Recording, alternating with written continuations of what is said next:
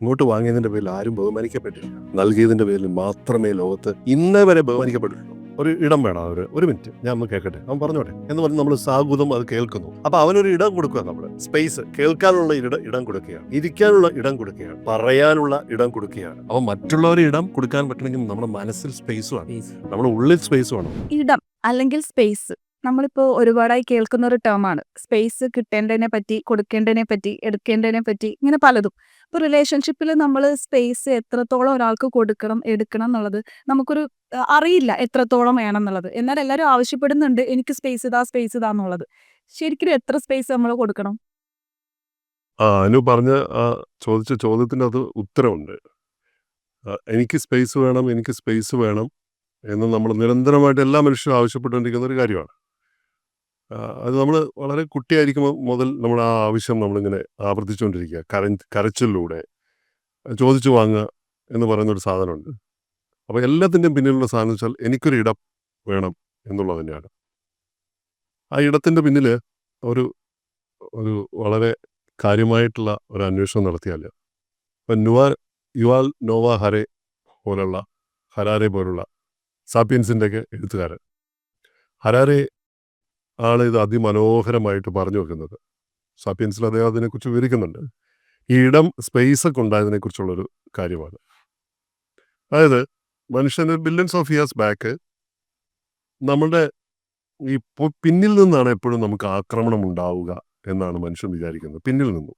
അതുകൊണ്ടാണ് പുരുഷന്റെ ഈ പുറകു ഭാഗത്തിന് ഭയങ്കര സ്ട്രെങ്ത് ഉണ്ടാവും, സ്കിന്നിന് ഈ ഇടുപ്പിന്റെ ഭാഗമൊക്കെ ഭയങ്കര സ്ട്രെങ്ത് കൂടുതലാണ്. അത് പിന്നിൽ നിന്നുള്ള ആക്രമണത്തെ ചെറുക്കാനായിട്ടുള്ള പ്രകൃതി കാലാകാലങ്ങളായിട്ടുണ്ടാക്കിയ നൂറ്റാണ്ടുകൾക്കുണ്ടാക്കിയ ഒരു സംഗതിയാണ്. ഒരു പ്രതിരോധ മാർഗം എന്ന നിലയ്ക്കാണ്. സ്കിന്നിൽ പോലും ഉണ്ട്, ശരീരത്തിൽ പോലും ഉണ്ട്. ഫ്രണ്ടിൽ അങ്ങനെയല്ല, ഫ്രണ്ട് ഭയങ്കര ദുർബലമാണ്. അപ്പോൾ ഈ പിന്നിൽ നിന്നുള്ള ആക്രമണം, നമ്മളിപ്പോൾ എന്തെങ്കിലും ആക്രമണം വരുമ്പോൾ പെട്ടെന്ന് ഇങ്ങനെ തോള് കൊണ്ട് ഇങ്ങനെ ഇങ്ങനെ ഇങ്ങനെ തടയായി അല്ലേ, ഈ നെഞ്ചുകൊണ്ട് തടയുന്നതിന് പകരം ഈ തോള് കൊണ്ട്, ഇവിടെ നല്ല സ്ട്രോങ് ആണ് ഈ മനസ്സിലായി. അപ്പോൾ ഈ പിന്നിൽ നിന്ന് ആക്രമിക്കപ്പെടുമോ എന്ന ഭയത്തിൽ നിന്നാണ് ആ ഭാഗം സജ്ജമായതെന്നാണ് ഹരാരെ പറയുന്നത്. അപ്പോൾ ഇതിൽ വലിയ രസമുണ്ട്. ഹരാരെ ഇത് പറയുന്നത് ഈ ആക്രമിക്കപ്പെടുമോ എന്നതിൻ്റെ തുടക്കം എങ്ങനെയായിരുന്നു വെച്ചാൽ, ദൂരെ നിന്ന് എന്തെങ്കിലും ശബ്ദങ്ങൾ കേൾക്കുമ്പോൾ ഈ മാൻ ഓർ വുമൺ ആരായാലും 4 കാലിലായിരുന്നു നടന്നിരുന്നത്. അപ്പോൾ അതിങ്ങനെ ശബ്ദം കേട്ടിട്ട് ഇങ്ങനെ എത്തി നോക്കിയാണ്, ദൂരെ എന്നുള്ളത് കാണാൻ പറ്റാതെ ഇങ്ങനെ ഏന്തി വലിഞ്ഞിങ്ങനെ നോക്കിയാണ് നടുവ് നൂർന്നു പോയെന്നാണ് പറയുക. അപ്പോൾ അദ്ദേഹത്തിൻ്റെ ഗവേഷണങ്ങളാണ്, പുസ്തകം വായിച്ചാൽ നമുക്ക് മനസ്സിലാവും. നടുവ് അങ്ങനെ നിവർന്നു പോയെന്നാണ് പറയുന്നത്. പക്ഷേ ഇതിനകത്ത് സ്ത്രീകളാണ് ഈ ദുര്യോഗം ഏറ്റവും കൂടുതൽ നേരിട്ടത്. അവർക്ക് ഡെലിവറി പെയിൻഫുൾ ആയിപ്പോയി, ഈ ഇടുപ്പെല്ലാം അടുത്തു പോയി. അതിനു മുമ്പ് മൃഗങ്ങളിലൊന്നും ഡെലിവറി പ്രയാസകരമല്ലല്ലോ. അപ്പോൾ ഇങ്ങനെയുള്ള ഒരു പ്രതീക്ഷ, ഒരു ആശങ്ക, പിന്നിൽ നിന്നും ആക്രമിക്കപ്പെടുമോ എന്നൊരു ആശങ്ക മനുഷ്യന് എപ്പോഴും ഉണ്ട്. നമ്മൾ പെട്ടെന്നല്ലേ, ഞാൻ ഞെട്ടി പുറകോട്ട് നോക്കി എന്നാ പറയുക. നമ്മൾ പറയുമ്പോൾ ഒരു ശബ്ദം കേട്ട് ഞാൻ പെട്ടെന്ന് ഞെട്ടി പുറകോട്ട് നോക്കി. അപ്പോൾ എന്താ ഈ ഞെട്ടി പുറകോട്ട് നോക്കുന്നത്? അപ്പോൾ ഇപ്പോൾ മറ്റൊരു ഉദാഹരണം പറയാം. നമ്മളൊരു റെസ്റ്റോറൻറ്റിൽ പോവുകയാണെന്ന് വിചാരിക്കുക. അതിനൊരു റെസ്റ്റോറൻറ്റിൽ പോയാൽ എവിടെയാണ് ആദ്യം ഇരിക്കുക? റെസ്റ്റോറൻറ്റിൽ പോയാൽ പൊതുവെ സ്വാഭാവികമായിട്ട് എവിടെയായിരിക്കും ഇരിക്കുക? ഭിത്തിയോട് ചേർന്നുള്ള സ്ഥലത്തായിരിക്കും അധികം പേരും ഇരിക്കുക.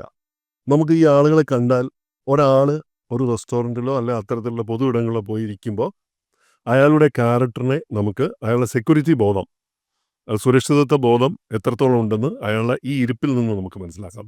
എന്ന് വെച്ചാൽ അയാൾ ഇടം പിടിക്കുന്ന സ്ഥലത്ത് അത് നമുക്ക് മനസ്സിലാക്കാൻ പറ്റും. ഈ ചുമര് പുറകിലൊരു പ്രൊട്ടക്ഷനായിട്ടുണ്ട്. ആ ചുമരിൽ നിന്ന് പിന്നെ ആക്രമണം വരാനില്ല. ഇതുകൊണ്ടാണ് അവിടെ പോയിരിക്കുന്നത്.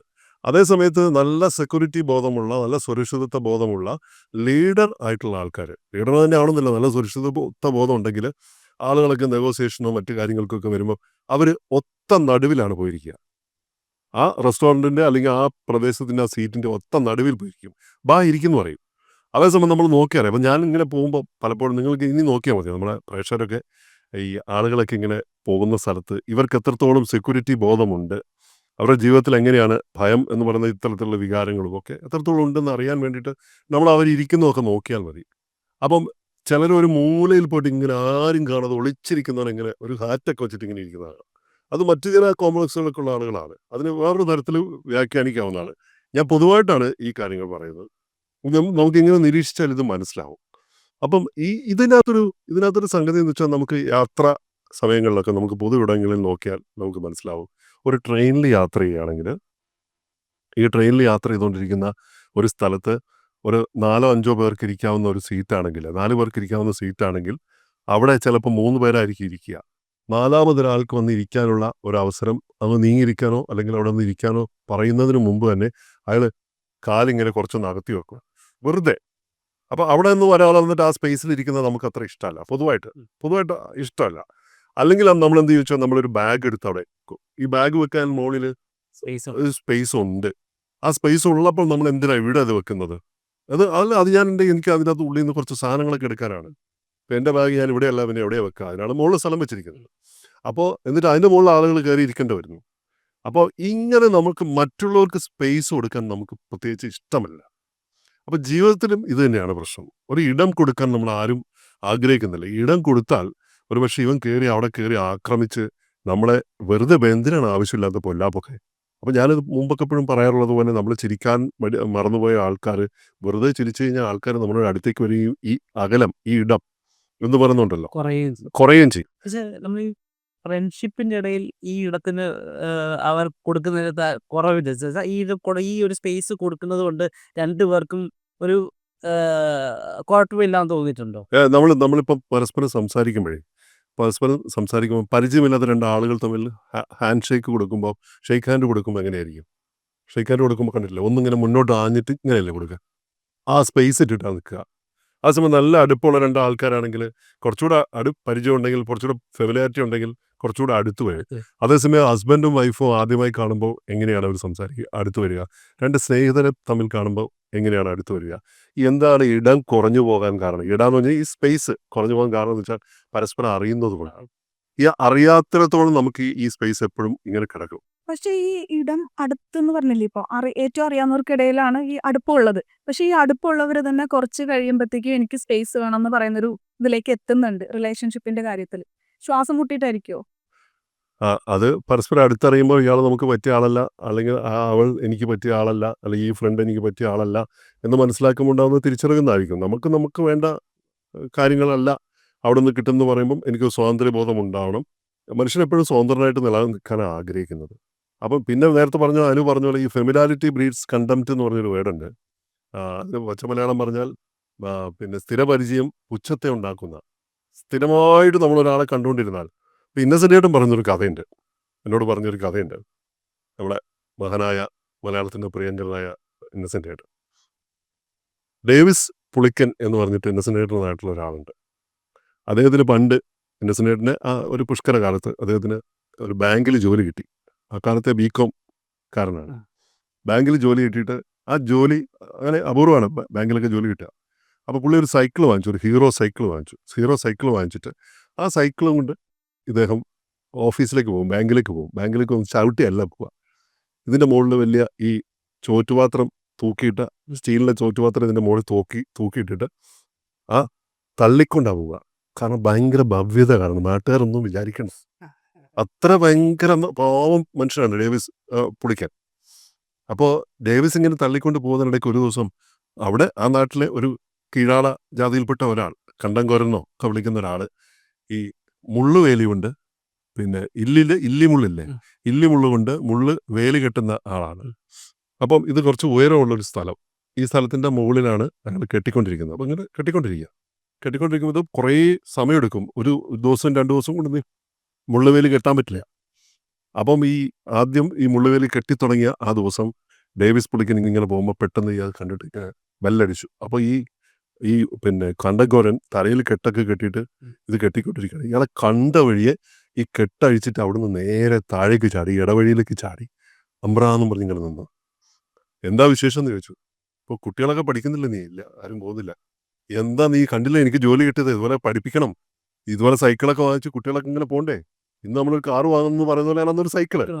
അപ്പോൾ ഇയാളെ കുറേ കൂടെ അഡ്വൈസ് ചെയ്തു. അമ്പ്രാന്ന് പറഞ്ഞ് ഈ കണ്ടംകോരൻ ഈ ഡേവിസ് പുളിക്കൻ ദൂരെ വളഞ്ഞ വഴി പോകുന്നവരെ നോക്കി നിന്നിട്ട് പിന്നെ മോളിൽ കയറിയിട്ട് അയാളുടെ ഒരു പരിസരത്തൊന്നുമില്ല, എന്നിട്ടാണ് പിന്നെ തല കെട്ടിയത്. അത്രയും ബഹുമാനത്തിലാണ്. പിറ്റേ ദിവസം പോകുമ്പോൾ കുറച്ചുകൂടി ഈ വേലിക്കെട്ട് കുറച്ചുകൂടി അങ്ങ് മുന്നോട്ട് നീങ്ങി. അപ്പോൾ ഇയാൾ വന്നപ്പോൾ ഇയാൾ ബെല്ലടിച്ചു. അപ്പോൾ ഓടി വന്നിട്ട് തലയിൽ പതുക്കെ കെട്ടഴിച്ചിട്ട് ഇയാൾ താഴേക്ക് ഇറങ്ങി. അപ്പോൾ കഴിഞ്ഞ ദിവസം ചോദിച്ച അതേ കാര്യം തന്നെ വീണ്ടും ചോദിച്ചു. മറുപടി പറഞ്ഞു, ശരി കേട്ടോ, ഞാൻ പറഞ്ഞു മറക്കണ്ട, കുട്ടികളൊക്കെ പഠിപ്പിക്കണം. പോയി. ഇയാൾ അങ്ങ് കണ്ണിന്ന് മറഞ്ഞ് പോകുന്നതിന് മുമ്പ് തന്നെ പുള്ളി മുകളിലോട്ട് കയറി. 3-ാം ദിവസം വന്നു. 3-ാം ദിവസം വന്നപ്പം 2 ബെല്ലടിച്ചു. 3-ാമത്തെ ബെല്ലിലാണ് കോരൻ നോക്കിയത്. കോരൻ വന്നിട്ട് ഈ മുകളിൽ തന്നെ നിന്നോളൂ, തനക്കെട്ടയച്ചു. അമ്പ്ര വലിയ ഭവ്യതയുടെ പഞ്ചപുച്ഛം അടക്കി.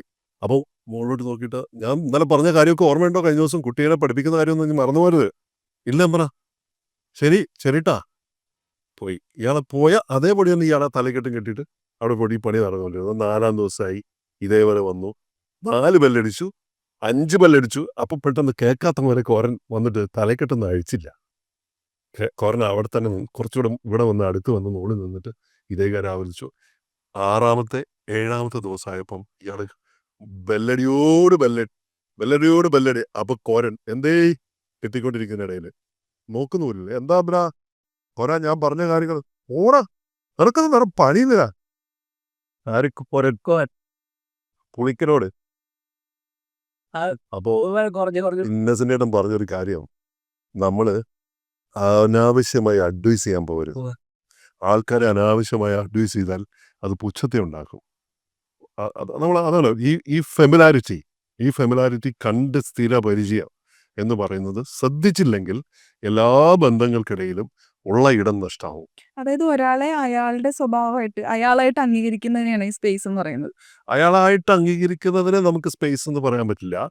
മറ്റൊരാൾക്കും കൂടി അർഹതപ്പെട്ടാണ് ഈ ചുറ്റുമുള്ളതൊക്കെ എന്ന് അതാണ് എനിക്ക് ശരി. എനിക്കിവിടെ എൻ്റെ ജീവിതത്തിൽ കൂടെ അയാൾ പാർട്ടാണ്. എനിക്കിവിടെ അയാൾ സമയം തരണം, എനിക്കിവിടെ ഇടം തരണം എന്ന ചിന്ത ഉണ്ടാക്കാതിരുന്ന പോലെ. അല്ല, ഉണ്ടാക്കരുത്. അയാൾക്കും കൂടെ അവകാശപ്പെട്ടാണ് ഈ ഭൂമി. അയാൾ മാത്രമല്ല, ഇവിടുത്തെ പക്ഷികൾക്കും മൃഗങ്ങൾക്കും സകല എണ്ണത്തിനും സകല ജീവികൾക്കും അവകാശപ്പെട്ടതാണ് ഈ ഭൂമി. എൻ്റെ ഇപ്പോഴത്തെ സീറ്റ് അയാൾക്കും കൂടെ അവകാശപ്പെട്ടാണ്. അല്ലെങ്കിൽ എൻ്റെ ജീവിതത്തിലേക്ക് കടന്നു വരുന്ന അയാൾക്ക് ആ കടന്നു വരാനുള്ള അവകാശം, ഒരു ബ്രിഡ്ജ് പണിതാൽ അവിടെ നിന്ന് ഇങ്ങോട്ട് പകുതി വരാനുള്ള ദൂരം അവർ താണ്ടുമ്പോൾ പകുതി ദൂരത്തിൻ്റെ റെസ്പോൺസിബിലിറ്റി എനിക്കുണ്ട്. ആ പകുതി ഇടം അതിൻ്റെ റെസ്പോൺസിബിലിറ്റി എനിക്കാണ്. അത് അവന് എന്തെങ്കിലും കുഴപ്പമുണ്ടായി കഴിയുമ്പോൾ കംപ്ലീറ്റ് അവനാണ് അല്ലെങ്കിൽ അവളാണ് കുഴപ്പമെന്ന് പറഞ്ഞാൽ അങ്ങനെയൊന്നുമില്ല. അപ്പം നമുക്ക് ഈ ആളുകൾക്ക് ഇടം കൊടുക്കാൻ കഴിയുക എന്ന് പറഞ്ഞാൽ വലിയ കാര്യമാണ്. എനിക്ക് യാത്രയിലൊക്കെ എത്രയോ നല്ല സുഹൃത്തുക്കളെ കിട്ടിയിട്ടുണ്ട്. ഞാനൊക്കെ ഇങ്ങനെ പോകുമ്പോൾ നിൽക്കാൻ ബുദ്ധിമുട്ടുള്ള പല ആൾക്കാരും ഉണ്ടാകുമ്പോൾ നമ്മൾ ചാടി എണീക്കും. എനിക്ക് ഈ പുതിയ തലമുറപ്പെട്ട കുട്ടികളോട് വലിയ ബഹുമാനം കേട്ടോ. അതിന് കാരണം എന്താ വെച്ചിട്ടുണ്ടെങ്കിൽ, ഒന്ന് സ്കൂളിൽ നിന്നൊക്കെ അത് പഠിപ്പിക്കുന്നുണ്ടെന്ന് എനിക്ക് തോന്നുന്നു. നമ്മൾ സ്കൂളിങ്ങൊക്കെ വളരെ മോശമെന്നൊക്കെ ചില ആളുകൾക്ക് ഇങ്ങനെ പരാതി പറയാറുണ്ട്. പക്ഷേ എറ്റിക്കറ്റ്സ് പഠിപ്പിക്കുന്നുണ്ട്. ആ കുട്ടികൾ ആ സെക്കൻഡിൽ പ്രായമുള്ള ആൾക്കാരെ കണ്ട ചാടി എണീക്കുന്ന കുട്ടികളാണ് കൂടുതൽ. ഒരുപാട് ആൺകുട്ടികളും പെൺകുട്ടികളൊക്കെ വലിയ ബഹുമാനം തോന്നും. അത് പൊതു ഇടങ്ങളിലൊക്കെ നല്ല പ്രായമുള്ള ആളുകളൊക്കെ വരുമ്പോൾ, പണ്ടൊക്കെ ഞങ്ങളെന്ന് വെച്ചാൽ ഞങ്ങളെ മാഷുമാരെയൊക്കെ കണ്ടു കഴിഞ്ഞാൽ എപ്പോഴാണ് ഞങ്ങൾ ഇരിക്കുക പോലുമില്ല. അത് അവർ ഇരിക്കാൻ പറഞ്ഞാൽ പോലും സീറ്റ് ഉണ്ടെങ്കിൽ പോലും ഞങ്ങൾ ഇരിക്കില്ല. അപ്പോൾ അത് ബഹുമാനത്തിൻ്റെ കൂടുതൽ തന്നെയാണ്, അവരോടുള്ള ആദരവും ബഹുമാനം തന്നെയാണ്. പക്ഷേ നമുക്ക് അങ്ങനെ കൊടുക്കാൻ കഴിയുമ്പോഴാണ് നമുക്ക് ഇടം കിട്ടുക. ടു ഗീവ് എന്ന് പറയുന്നൊരു സാധനം കൊടുത്താൽ നമുക്കത് തീർച്ചയായിട്ടും കിട്ടും. നിങ്ങൾക്ക് കിട്ടുന്ന എല്ലാ അംഗീകാരങ്ങളും അത് ഇടമാണ്. നിങ്ങൾക്ക് കിട്ടുന്ന എല്ലാ അംഗീകാരങ്ങളും, എല്ലാ അവാർഡ്സുകളും, എല്ലാ നേട്ടങ്ങളും അതൊക്കെ ഒരു ഇടമാണ്, ഒരു സീറ്റാണത്. ആ സീറ്റ് നിങ്ങൾക്ക് കിട്ടിയത് നൽകിയതിൻ്റെ പേരില്ല. ലോകത്ത് ഇതുവരെയും കൊടുത്തതിൻ്റെ പേരിൽ, വാങ്ങിയതിൻ്റെ പേരിൽ ഇങ്ങോട്ട് വാങ്ങിയതിൻ്റെ പേരിൽ ആരും ബഹുമാനിക്കപ്പെട്ടില്ല. കൊടുത്തതിൻ്റെ പേരിൽ മാത്രം, നൽകിയതിൻ്റെ പേരിൽ മാത്രമേ ലോകത്ത് ഇന്നേ വരെ ബഹുമാനിക്കപ്പെട്ടിട്ടുള്ളൂ, ആദരവ് ലഭിച്ചിട്ടുള്ളൂ. എനിക്ക് കുറേ പൈസ കിട്ടി, എന്നാൽ അയാൾക്ക് കുറേ പണം കിട്ടിയിട്ടുണ്ട്, അയാളെന്ന് അവാർഡ് കൊടുത്തേക്കാം. അങ്ങനെയല്ലോ.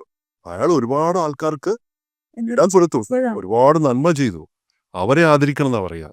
അപ്പം മറ്റുള്ളവരെ ഇടം കൊടുക്കാൻ പറ്റണമെങ്കിൽ നമ്മുടെ മനസ്സിൽ സ്പേസ് വേണം, നമ്മുടെ ഉള്ളിൽ സ്പേസ് വേണം. നമുക്ക് ആ മറ്റുള്ളവരെ അംഗീകരിക്കാനുള്ള അവനും കൂടി ഉള്ളതാണ് എന്ന് പറയുന്നൊരു സാധനം വേണം. അപ്പോഴേ പറ്റുള്ളൂ. അവനും എന്നെപ്പോലെ ഒരാളാണ്. എല്ലാം നമുക്ക് എന്നൊരു ധാരണ മാറ്റണം. എല്ലാം നമുക്കെന്നുള്ള ധാരണ മാറ്റും. കമ്മ്യൂണിക്കേഷനിൽ ഏറ്റവും പരമപ്രധാനം മറ്റുള്ളവർ കേൾക്കുക. ആ കേൾക്കാനുള്ള ഒരു സ്പേസ് അത് അനുവദിക്കുക എന്നുള്ള ഒരു ഇടം വേണം. ഒരു മിനിറ്റ് ഞാൻ ഒന്ന് കേൾക്കട്ടെ, അവൻ പറഞ്ഞോട്ടെ എന്ന് പറഞ്ഞ് നമ്മൾ സാഹൂതം അത് കേൾക്കുന്നു. അപ്പോൾ അവനൊരു ഇടം കൊടുക്കുക. നമ്മൾ സ്പേസ്, കേൾക്കാനുള്ള ഇടം കൊടുക്കുകയാണ്, ഇരിക്കാനുള്ള ഇടം കൊടുക്കുകയാണ്, പറയാനുള്ള ഇടം കൊടുക്കുകയാണ്. അവന് പറയാനുള്ള ഇടം, അവനൊരു അവസരം എന്ന് വേണമെങ്കിൽ അവിടെ പറയാം. അതിൻ്റെ അർത്ഥം മാത്രമേ മാറുന്നുള്ളൂ. പക്ഷെ സംഗതി എല്ലാം ഒന്ന് തന്നെയാണ്. അപ്പോൾ മറ്റുള്ളവർക്ക് പറയാൻ അവസരം കൊടുക്കുക, മറ്റുള്ളവർക്ക് ഇടം കൊടുക്കുക. അപ്പോൾ ഞാൻ ആദ്യമൊക്കെ പലപ്പോഴും പല ഇൻ്റർവ്യൂകളിലൊക്കെ പോകുമ്പോൾ, ഇപ്പോഴും അത് കാര്യമായിട്ട് മാറിയിട്ടുണ്ടെന്ന് അറിയില്ല. നമ്മുടെ ഇൻ്റർവ്യൂവിന് ഈ അഭിമുഖത്തിൻ്റെയൊക്കെ അടിയിലൊക്കെ ആൾക്കാർ കമൻറ്റ് ചെയ്യുന്ന കാണാം. ഞാൻ മുന്നിലിരിക്കുന്ന ആളെ സംസാരിക്കാൻ അനുവദിക്കുകയില്ല. ഭയങ്കര കുഴപ്പമാണ്. ഞങ്ങൾക്കും കേൾക്കാറില്ല. ഭയങ്കര കുഴപ്പം. നമ്മൾ ചിലപ്പോൾ ആവേശത്തിനൊക്കെ ചോദിച്ചു പോകും. അങ്ങനെ ചോദിച്ചു പോകും. അപ്പോൾ അവരിൽ നിന്ന് എന്തെങ്കിലും കിട്ടാൻ വേണ്ടിയിട്ടൊക്കെ ആയിരിക്കും ചോദിക്കുന്നത്. പക്ഷേ അത് കുഴപ്പമാണ്. വേറെ അറിയില്ല. നമുക്കും നമ്മളൊരു സ്പേസ് അല്ലേ കൊടുത്തിരിക്കുന്നത്, നമ്മളെ തെറി വിളിക്കാനും അഭിപ്രായം പറയാനും ഒക്കെ. ആളുകൾ വന്നിരിക്കുന്നത് എന്തിനാണ്? ആളുകൾ ഇത് കേൾക്കുന്നത് എന്തിനാണ്? വ്യൂവേഴ്സ് ഇത് കാണുന്നത് എന്തിനാണ്? ആ ആ അതിഥിക്ക് പറയാനുള്ളത് കേൾക്കാനാണ്. പക്ഷെ അവിടുന്ന് എന്തെങ്കിലും എടുക്കണമെങ്കിൽ നമ്മളടുത്ത് പോവുകയും വേണം. വേണ്ടേ? അപ്പോൾ ആ ഇടം അവർക്ക് പറയാനുള്ള ഒരു അവസരം കിട്ടണം. ഇത് കിട്ടാത്ത ആയിരക്കണക്കിന് ആൾക്കാർ, പതിനായിരക്കണക്കിന് ആൾക്കാർക്ക് നമുക്ക് ചുറ്റുമുണ്ട്. അതൊന്ന് കേൾക്കാനും ഒക്കെ ആയിട്ട് ഇനിയെങ്കിലും യാത്ര ചെയ്യുമ്പോൾ ഒക്കെ നിങ്ങൾക്കൊക്കെ ചെയ്യാവുന്നതാണ്. നിങ്ങളൊന്ന് ചുറ്റും ഒന്ന് നോക്കുക, ഒരിടം കൊടുക്കുക. വന്നിട്ട് നമ്മളെ പിടിച്ച് ഒരാളൊന്ന് ഇരുത്താനുണ്ടെങ്കിൽ ആ ആ ആ കിട്ടുന്ന ആ സീറ്റ് ഉണ്ടല്ലോ, ആ സീറ്റ് കിട്ടേണ്ട സമയത്ത് നമുക്ക് കിട്ടിയാൽ അത് ചിലപ്പോൾ ജീവിതത്തിൽ വലിയ നേട്ടങ്ങളുണ്ടാക്കും. അങ്ങനെ ഒരുപാട് പേരെ ഇടം കൊടുത്തിട്ട് തിരിച്ചെനിക്ക് ഒരുപാട് ഇടം കിട്ടിയ ഒരാളാണ് ഞാൻ. എല്ലാ സ്ഥലത്തും ചെല്ലുമ്പോഴൊക്കെ എനിക്ക് ഇരിക്കാനോ നിൽക്കാനോ അല്ലെങ്കിൽ സ്നേഹത്തോടെ സംസാരിക്കാനോ എനിക്കിടം കിട്ടുന്നതിൻ്റെ കാര്യം എന്ന് വെച്ചാൽ ഞാൻ മറ്റുള്ളവർക്ക് അങ്ങനെ ഇടം കൊടുക്കുന്നതുകൊണ്ടാണ്. ഇടം കൊടുക്കുന്നത് അത് ആലങ്കാരികമായ ഒരു വാക്കല്ല. ഇടം അത് പ്രയോഗിക്കാനുള്ളതാണ്. ഇടം കൊടുത്തു തന്നെ നമ്മളത് ശീലിക്കുക തന്നെ വേണം.